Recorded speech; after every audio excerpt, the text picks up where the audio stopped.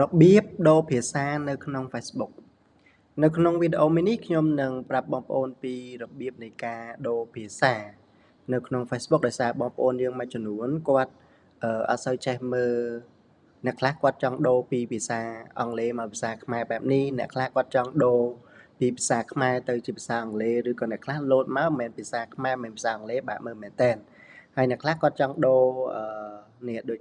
កម្មវិធី boot អីផ្សេងៗវាចេញខ្មែរពេលខ្លះយើងបាក់មើលអ្នកខ្លះគាត់ចូលចិត្តមើលអង់គ្លេសអញ្ចឹងណាអញ្ចឹងថ្ងៃនេះខ្ញុំនឹងប្រាប់បងប្អូនពីរបៀបនៃការដូរភាសាមិនថាដូរពីភាសាខ្មែរទៅភាសាអង់គ្លេសឬក៏ភាសាអង់គ្លេសមកភាសាខ្មែរទេ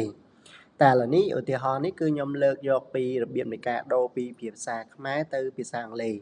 អញ្ចឹងដើម្បីយើងអាចធ្វើការដូរបានបងប្អូនចូលមកកាន់ Facebook បងប្អូនសិនមកបន្ទាប់មកបងប្អូនចុចតាក់ទងជាមួយនឹងនេះ profile យើងនេះចុចលើ profile ហ្នឹងមកបាទបន្ទាប់មកទៀតបងប្អូនមើលពាក្យថាកន្លែង setting នេះបាទកន្លែង setting នេះកន្លែងរូបស្ពើមានពាក្យថាការកំណត់និងឯកជនភាពបាទចុចលើវាទៅ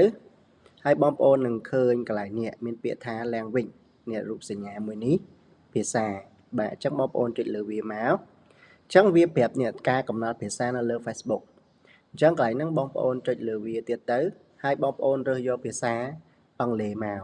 បាទអញ្ចឹងអានេះខ្ញុំចង់ដូរពីភាសាខ្មែរគឺអានេះគឺយើងយកទៅជាភាសាអង់គ្លេសវិញចុចលើនេះមក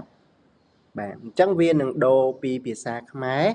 ទៅជាភាសាអង់គ្លេសបែបនេះវិញហើយពេលដែលបងប្អូនចូលទៅកាន់ App Manager នេះចូលទៅកាន់ App Manager វានឹងចេញជាលក្ខណៈភាសាអង់គ្លេសបែបនេះវិញបាទវាលែងជាភាសាខ្មែរទៀតណាបាទចឹងអានេះតកតូនជាមួយនឹងរបៀបនៃការដូរភាសាខ្លីៗងាយៗហើយសង្ឃឹមថាបងប្អូនអាចធ្វើបានហើយកន្លែងណាបងប្អូនមានចម្ងល់អីអាចធ្វើការ comment សួរបានបន្ទាប់ពីបងប្អូនបានមើលវីដេអូមួយនេះកុំភ្លេចជួយធ្វើការចុច like និងធ្វើការ subscribe ផងសូមអរគុណជួបគ្នានៅវីដេអូក្រោយ